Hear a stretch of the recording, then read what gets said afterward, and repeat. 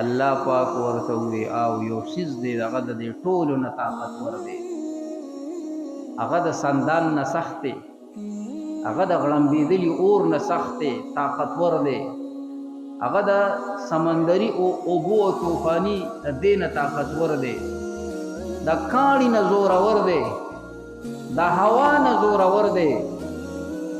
اذا تصدق العبد بيمينه، کله چې زما بنده په دې خلاص باندې صدقه وکي او ګست خبر نشي، سبحان الله په شوق سره وایي دا څومره زورور څیزونه پرېښودل چې په هغې نظام د رب العالمین او د کائناتو روان دی. الله وایي د خلاص صدقه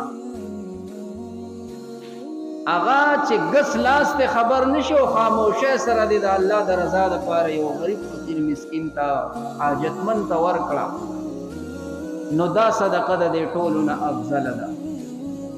صدقې کوئ. د قیامت په علامو کې یو علامه د دواړو جهانو سردار مبارک دا ښودلې ده چې زما په امت کې به صدقه کم شي، د الله عذابونه به عام شي. دا رحمت دی او که زحمت وریږي، تیارې غلې ولاړې دي، که دقسې یو شوه روزباران نور یووالې څه پکې نشته. دا د الله عذاب دی، دا د خدای قهر دی، او د خدای قهر او غضب او غصه نه ختمیږي مګر دا په صدقې سره ختمیږي. په دې عراق کې یو بزرګو دی لوی ولی الله و، د هغه یو واقعه ده ته کوم وړه غوندې بیا دعا کوو.